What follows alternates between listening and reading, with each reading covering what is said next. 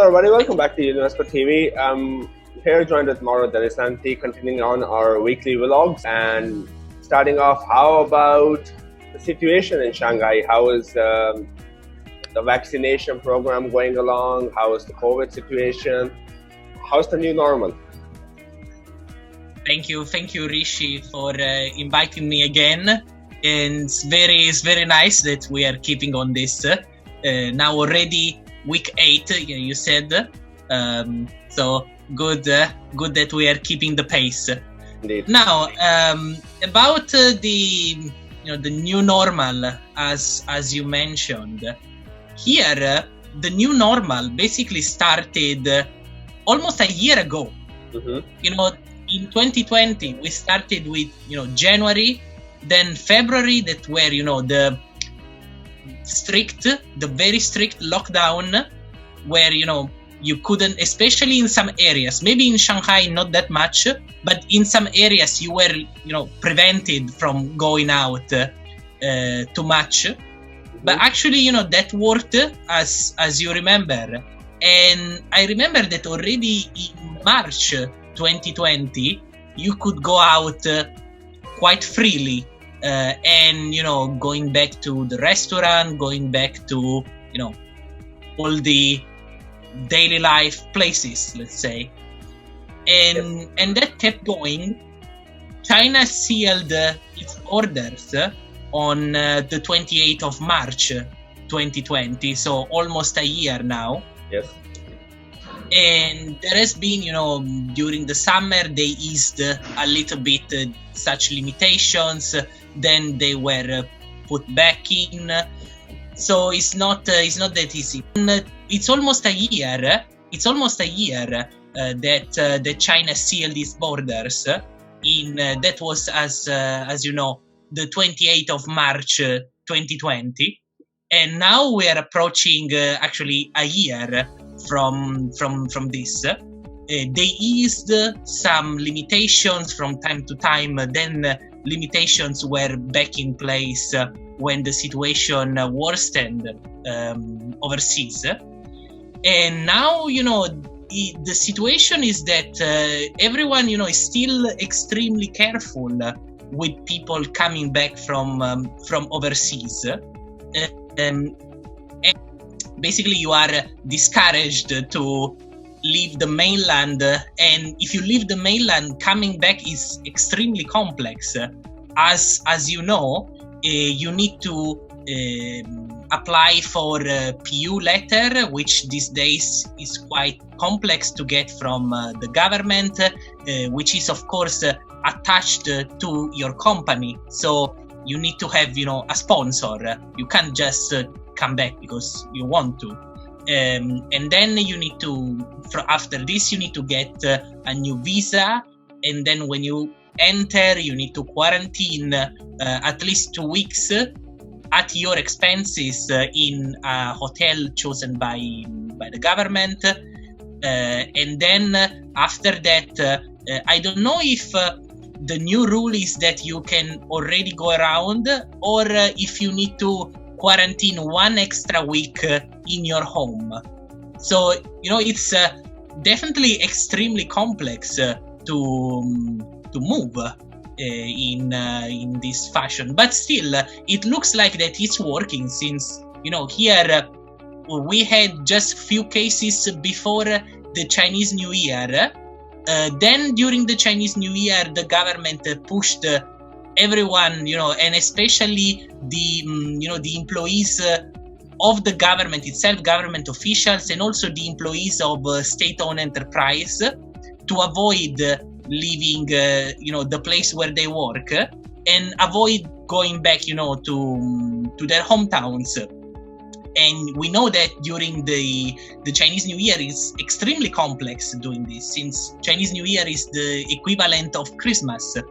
So that was a huge risk, but eventually it paid off, since now it's more than 2 weeks, almost 3 weeks, that the Chinese New Year ended, and there were no new spikes. So good news. But still, we need to see when China will open its borders, still, we will always be careful. It will be, a gradual process. But still, this, it won't be easy. We need to see also how the vaccination goes abroad, and we just need to wait. So in terms of vaccine, what I'm going to say is I understand and I agree with the concept of Chinese policies of border controls, the strict border controls of not allowing foreigners in. And I'm on the end of that as well, on the nasty end of it, where I'm not able to enter China again because of all the borders being closed. And even though I have a valid visa, I'm still not able to enter because even though I have to apply for a PU letter and apply for a new visa, which is quite difficult to get, as you mentioned. So yes, it is a little bit difficult these days. In terms of vaccination, I am a little bit disappointed in China's efforts of vaccinating its citizens. Just following some graphs on Google, Mauro, and I want you to share some light to that as well. So China is vaccinating roughly 2.95 people per 100 people, so less than 3%, 2.95%. Whereas UK, about 1.4% of people of the overall UK population has been fully vaccinated with 2 doses, and about 34% has been vaccinated with 1 dose. I agree that UK has a smaller population compared to China, and so does USA. But the vaccination drive in USA is also on a higher level. For example, in the USA, it's 9.3% has been fully vaccinated, 2 doses, and 90 million people have been given at least 1 dose. So 18% roughly has been 1 dose, 18% of the population, and more than 9% has been 2 doses. So when USA and UK have a very speedy drive in terms of vaccinating its citizens, why is China lagging behind so much when they were able to control the virus, the epidemic, on a much larger scale as compared to USA and UK? I was there in China myself. I remember the days when you would be able to go out without a mask and not an issue. Everything was all sorted, and even I'm sure that it's the same now. So yeah, it's been more than 3 weeks since Chinese New Year, Mauro, and everything's back to normal. That's good. I am with the fact that yes, quarantine 14 to 21 days in certain regions. They want to have a zero tolerance policy, same as Australia and New Zealand. But in terms of closing the borders, how detrimental is it to the economic effect? Because from an economics point of view, it's going to affect their business. Okay, Chinese economy is growing. It's a self-sufficient economy, Mauro. But they cannot keep the border closed for a very long time. And people who have businesses, people like myself who have a livelihood based in China, it's very difficult for us. I know. But on this side, I think that, I don't know if you have this sentence in English, but, I'll translate it from Italian. It's like, China is kind of a victim of its own success. Yeah. Because here, it's like, we've all forgot what happened so rapidly, because actually the lockdown and going back to normal was extremely fast. Of course, we remember those days in January and February that were like, endless. Yes. But then once we went back to normal, and now it's been a year after that, for us it's like history. Yeah. So maybe on a side is that, maybe people don't feel, that push to, do that rapidly. So it's a little bit on both sides. And here also, we have that security of the borders being sealed. Mm-hmm. And then also the testing has been extremely fast. Mm-hmm. I got tested twice in a week. Yes. During the holidays, the Chinese New Year holiday. I got a swab on the day before taking the plane to Sichuan, and we went there, 80 yuan, which is like $10, I guess, more or less. Yeah. No, $10. 4 or 5 hours later, we got the result back. Also, you can get it from Wechat. Everything is on Wechat. Then also, we got another one in Chengdu. Like the first one was in Shanghai, the second one was in Chengdu. We just went there say, I need the test, go there directly, do the swab, and then 4 hours later it was done, and I could just go back to the hospital, scan a barcode, and a machine will give you the result. I didn't even need to talk to anyone. So I think that this success in a way didn't push hard to rush to the vaccine. And also it's when you are in this situation that you say, okay, like, we are comfortable, so why should I do that? I don't need it now.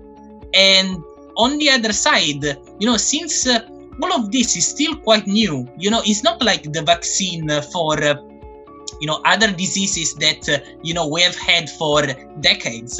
This is still new, so maybe people are also like, okay, let's see, let's wait just in case there are some issues. So it's a little bit all together. It's not just a single factor. So, but anyway, like, I hope that eventually everyone, also in China, can speed it up despite the success, and make the world go out of this altogether. Also because, as you were saying, it's extremely complex to do business if you can't move. And unfortunately, it's also the public sentiment as well. So I was just reading some article on Japan Times, and it was about one particular worker in Beijing, a Chinese employee, was offered to be vaccinated 3 times, but her HR manager said that there's no rush, that there's no need for it. As such, the lack of urgency is there in China because, as you mentioned, the situation is so much under control of the overall epidemic. People have this drive, have this mentality where they want to see the adverse side effects of this vaccine. They want to monitor, they want to analyze the situation before going for the vaccination. Whereas in the US, people were getting the vaccination letters in the post. They're going to their local clinics or vaccination centers. Same in the UK. My dad himself is going to get vaccinated today, Tuesday, in the UK and London as well. He's over 60 years old. So people are getting the vaccines now, and as soon as they get the letter, they go for it. My mother will get the vaccination letter soon, and she'll also go for the vaccine.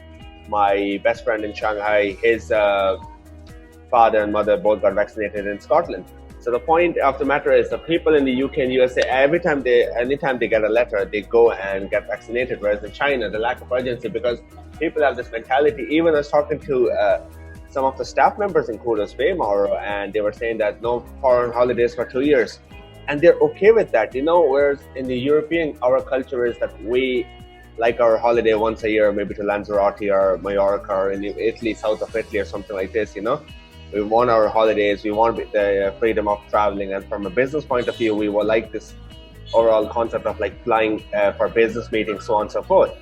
But in China, the domestic economy itself is so good. People are happy to travel from Shanghai to Shenzhen for business. They don't necessarily want to travel from Shanghai to Japan. They don't want to travel from Shanghai to let's say Australia or whatever for business. They're just happy with that. And we're in this phase now where, as you mentioned, so in China, people are not just willing to get vaccinated, it's the people themselves. One of my friends who I go swimming with in Shanghai, and he was saying that his brother got offered to be vaccinated. And the brother's wife, Mauro, said, no need for you to go get vaccinated now. So people who are getting the opportunity in China are refusing to utilize that opportunity because they feel like, let's just wait for the side effects. And it's that consumer, it's that mindset with the Chinese-made vaccines, because China doesn't. Yeah, but sorry, it's. I don't think that is, the, like a mentality of a single people or a nationality. I just think, it's like the human nature in a way. Like when you are, even, if you put, if we had another nationality here, in the same situation, probably you would have seen the same reasoning. It's a little bit like, game theory, when you have the prisoner dilemma, the, confess, non-confess. Is, that kind of equilibrium when you just say it's more convenient to, confess in hoping, that you get, the lower punishment. In this way, is the same. On a way, it is better, like looking at what other people do, just to wait. Is like kind of scientific or like psychological effect in a way. Like, what's your take on that? You can. The coin has two sides, so you can look at it from any point of view that seems possible. And to be honest, I would neither disagree or agree with you on that point, because I feel like from a diplomacy point of view, from a global point of view, I feel like China should implement a vaccine drive as quick as possible, not just to necessarily to reopen the borders, but also the fact that for the economy to grow globally. Now, the fact of the matter is, yes, as you said, it's falling prey to its own success, because now what's happening in China is accelerating fast. People are opening up companies, and I was reading this article where a lot of French-based companies want to open up a shop, and want to open up companies and open up establishments and open up entities in China because of the growth of the Chinese market. And I totally agree. China is one of the better markets for growth. But then it comes to the point of when other countries are vaccinating its citizens, China's not pushing forward as much as possible.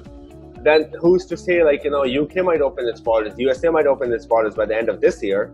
China might say, we'll open our borders after 5 years, And to be honest, China is one of those countries which can afford to close its borders for as long as it wants. Same for the time when it was the lockdown back in March 2020. February, March, April 2020. Wuhan was closed for like so long, so was Shanghai, everything was closed. And only the essential shops were open, but the fact of the matter was China was able to survive. Yes, the food was still available. Yes, deliveries were still available. But my point of the matter is, how long is that sustainable? And on a long-term basis, is that sustainable? Yes, China is growing. Yes, single-digit growth. But China is an economy which needs double-digit growth to grow because of the sheer size of the economy. So 2.3% growth last year when all other countries were in negative makes sense. But 2.3% going forward in 2021, 2022, even 2.5%, 3%. No, China says it's going to grow 6% this year. I'm sure it will grow at 6% this year. But if it's going to close its borders, if it's going to be shielded away from the globalized world, then I doubt that it might grow at 6%. I might grow that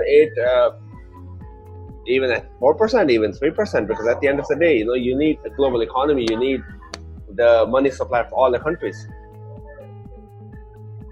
Yeah, that's still hard to assess, because in all of this, we had China sealing its borders, but also an explosion of the export, because mask, PPE, and so on and so forth, together with all the other things. So it's a difficult equilibrium. We just there's not much that we can advocate for speeding that up and opening sooner. And actually that is what the others are what the other countries are doing.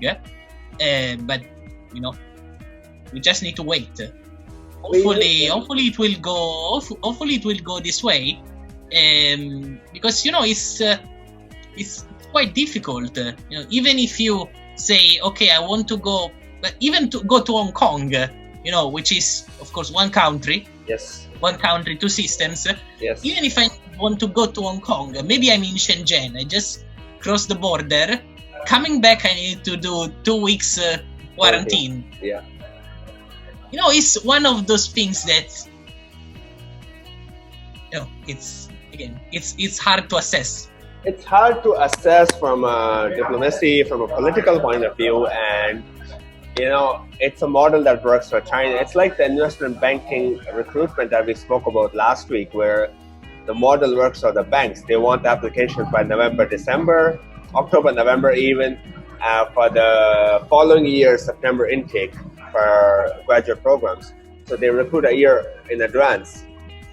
And it's a model that works for the banks. And similarly, it's a model that works for China. There's nothing that we can do as foreigners. There's nothing that we can do. I'm sure that Chinese citizens cannot do even anything regarding this front. So it makes sense for China's point of view, what is happening and everything. But hopefully, I was reading again, one of the foreign minister of China ambassador, I think it was either in the US or UK, mentioning that they might start this vaccination program, health passport, where anybody who's been vaccinated might get a quicker, easier access of entry and may not be subject to the quarantine, the 14-day quarantine as other citizens. So to be honest, Mauro, going forward, like within the next 6 months to 1 year, if in the UK I can get vaccinated, or if I believe I can get vaccinated, and also in China, if China is able to vaccinate 50% of its population by the end of the year, as they claim that they can, Chinese authorities, then I believe the situation will be better, and hopefully by middle of next year, China will open its borders. But the way it's going, it seems very difficult. But then again, you never know. And what I'm most disappointed is, Mauro, I can understand China, I can understand USA, I can understand UK, they're larger major economies. But Ireland, such a smaller economy, such a smaller country with only 5 to 6 million people, is struggling so bad with vaccinations and struggling so bad with lockdowns, and people are protesting now. And this is not something that we have seen, protesting, people do protest, people have a say. It's a democratic country, but people are protesting because of lockdowns, and I'm with them. I'm not one of those people that would be condoning protests or condemning protests, but here with the people, I understand the plight, because Ireland is in a third lockdown since last year, and I just don't understand. I fail to understand and comprehend that how can a smaller country with only 5 to 6 million people not be able to handle something that China is able to handle with 1.5 billion people. Yes, but even if you see Israel, for example, Israel is 9 million people. Yeah. And they are going quite fast. Actually, many countries are looking at Israel as an example. Especially Ireland should be able to do that. I don't know, Italy or the UK, around 65 million people. That is harder to replicate. But yeah, it's we need to wait and see how that goes. No, Mauro, I agree. With the UK, I was disappointed with UK in terms of the overall lockdown strategy and how they handle COVID in terms of economic point of view. But the way that they're vaccinating citizens, yes, it's a political move, to piss off the EU, I would say so. But I'm very much impressed by the UK government policy of implementing the vaccine among its citizens. And 34% of the people have been implemented at least one shot. That's saying something. That's at least good, And I was reading FT yesterday. Some people are complaining that the UK is vaccinating the second shot after 12 weeks after the first one. And people are saying that's ruling out the purpose. It's not ruling out the purpose. UK wants to develop a herd immunity, and UK wants to develop at least majority of the population should be vaccinated with one dose. And would you believe, Mauro, the rate of infections is falling drastically with just one dose. So clearly, that's great news, of course. And actually, it looks like that also Italy, I heard so far, that would like to do something similar. With maybe the AstraZeneca. I'm not sure which one. To extend the period between the two doses. However, on the other side, this thing, of course, was the perfect. I don't want to say excuse, but the perfect field where Johnson and the government would like to show that Brexit was worth it. And I understand the politics, etc., but I don't think this is the time to do that. And anyway, the way they started, doing this first shot and then waiting almost 3 months for the second one. Yeah. So far, it played out nice, but it could have not. And the data at that time was that the 2 doses should be 2 or 3 weeks from each other. Yeah. That was the scientific data that they had at that point. So I understand everything, but you should follow the science when you are doing this. You can't just play with with this. And then luckily it played out in the right way. But who could have assured us that if you do the first dose and the second one with a span of 12 weeks, you don't make the first dose useless. It was like a bet. Just, I don't think we should bet on these things. We shouldn't, and it's a risk that played out, and it's something that the UK government, they took a bet, let's say, they took a punt, and it played out. But it's something, okay, politics aside, it was something that the UK had to do something as a major economy, as a G7 economy, to not just bolster its economy, but from a COVID point of view, because if China, like for example, I was just reading, Israel has vaccinated 42% of its population with 2 doses. So if Israel can do it, if USA can vaccinate citizens, why can the UK not vaccinate citizens? And they cannot just follow the EU all the time. Even though I voted against Brexit, but now I understand the positive side of Brexit as well. As an Irish citizen, so maybe Brexit might not affect me as much as it might affect you as an Italian citizen. But in terms of Brexit, how it happened for the UK economy, from an economic point of view, from a business point of view, I feel like, it's a risk that they took and it worked out for them. Yeah, or we could go on and on and on forever, but yeah, that's the way the world works. So anyhow, let's just hope, situation gets better as soon as possible. Let's just hope we get vaccinated as soon as possible. And yeah, as always, nice talking to you, Mauro. We're going to wrap it up here. For the viewers, if you have any questions, comments, queries, whatever, please do write to us on our social media. On our details are always available on our videos. Thank you so much for tuning in today. Thank you. Bye-bye. Bye-bye.